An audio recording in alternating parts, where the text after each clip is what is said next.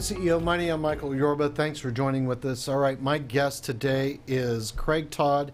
He is a certified advisor with Economic Strategist. He's got well over 30 years in the financial industry. Craig, welcome to the show. Thanks for having me, Michael.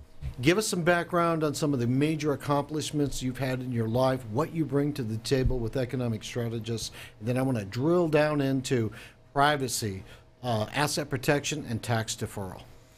Well, I've been in the financial industry, Michael, for, like you said, 30 years. I started in 1986 with MetLife, and I ran a division of their company for a while. Went out on my own and opened up my own estate planning, tax planning, trust planning firm, and ran that for about 20 years or so. And I have a number of different financial licenses. We're in the mortgage business, just all over the financial world, but mostly kind of centered around trust and asset protection planning. All right. Now, what do you do at Economic Strategist? We help people understand a new way to actually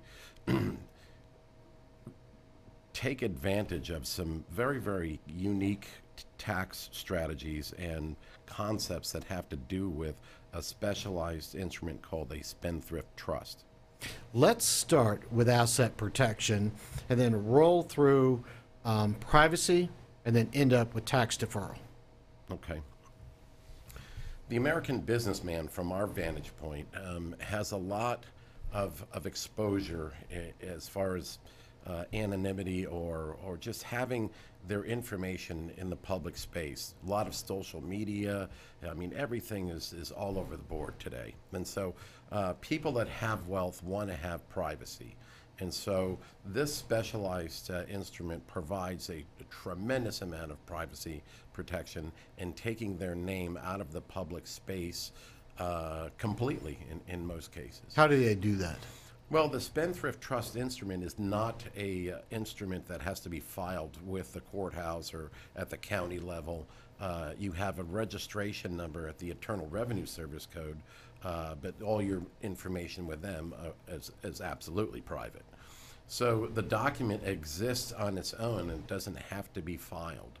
So without the document being filed, your name is not attached to your assets. All right, now that covers privacy. Correct. Asset protection. I've heard statements like a titanium vault.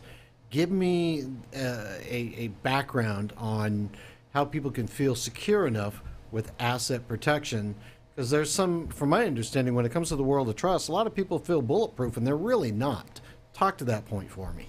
Yeah, and that's a good point, Michael. It's a valid point, and most people that have trusts think that they have some type of titanium vault or this asset bulletproof protection strategy.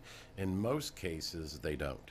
Mm-hmm. And they find out by way of it being involved in litigation or a lawsuit or a lien or a judgment or a claim attached to their business or to one of their assets. And so this Spendthrift Trust instrument provides a secondary layer of protection, because the asset or the trust itself owns the assets. The individual does not own the assets. The assets are sold to the trust, and the trust now takes ownership of the assets.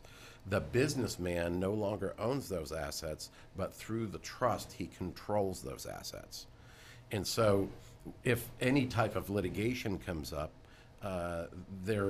it's a very hard point to actually take or have a turnover order ordered to the trust, because those assets that the trust owns are truly not the individual who sold them to the trust. He doesn't own them anymore. So it's almost like trespassing for somebody trying to get into a position to either penetrate or attach the property for some type of claim. Am I correct on that? You could look at it that way. I look at it from the standpoint of, if you were trying to sue me, could you take Bill's assets from me? No. No. I don't own Bill's assets. Bill doesn't own my assets. And you have no right to a third party's assets. Okay.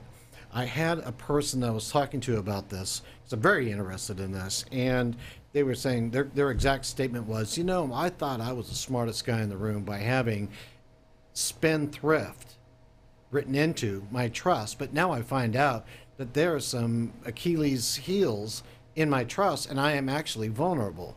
So it's really not just having a spendthrift trust, it's having a combination of non-grantor, irrevocable, discretionary, complex spendthrift trust with 643B woven into it that makes it the impenetrable device that you're talking about. Am I right there? Correct. The asset has in the Internal Revenue Code woven into it, into the provisions of the trust. When people say they have a bulletproof or an asset protection strategy, in most cases it's a grantor trust. In our case, as you mentioned, it is a non-grantor trust. And so those provisions have completely different implications than a grantor trust does. So when you have that mouthful that you just mentioned, non-grantor, irrevocable, complex discretionary spendthrift trust instrument, you truly have that third party, or I'm sorry, that third wall of protection for your estate or for your business. All right. What makes it unique to Economic Strategist? Can any attorney just do this? I had one attorney because I've done some investigations. $2,500, I can fix this up. Sure. You just run on down to Office Depot, print out. I said, that doesn't sound like what's going on here. Yeah, the instrument itself has a copyright. That copyright prevents any other legal entity, law firm, or attorney from reproducing a document that has a U.S. copyright. So the copyrights were obtained in 1999 and were updated as the years went by in 2000, I think early in 2012 and also in 2017. So Economic Strategist owns the right for the distribution of that copyright of that non-grantor, irrevocable, spendthrift complex trust. All right. Now, we've covered a lot of ground here. It's deeper than what we have time for today. I want you to spend a moment on tax deferral. That's a big part, aside from protecting their assets and leaving a legacy, that's a big part of why people go into the expense and the process of creating a trust for their assets. Walk us through the tax deferral process. Yeah, that's actually a very, very good point that you make in the tax deferral area. A number of years ago, I'd say 35, almost 40 years ago, we had a 401k. No one believed that tax deferral was actually possible. The 401k has now become commonplace in the workplace, and it is now an accepted instrument to use to defer taxes to a later date in time. Then the IRA came along, and the IRA defers taxes to a later date in time. Usually the IRA, the government, the IRS forces you to withdraw that money from the IRA at age 70 and a half. So at some point in time, the taxes have to be addressed. But during the accumulation period, the taxes are deferred to a later event in time, a defined later event in time. With this spendthrift trust instrument, the taxes are actually deferred again to a later date in time, and that later date in time is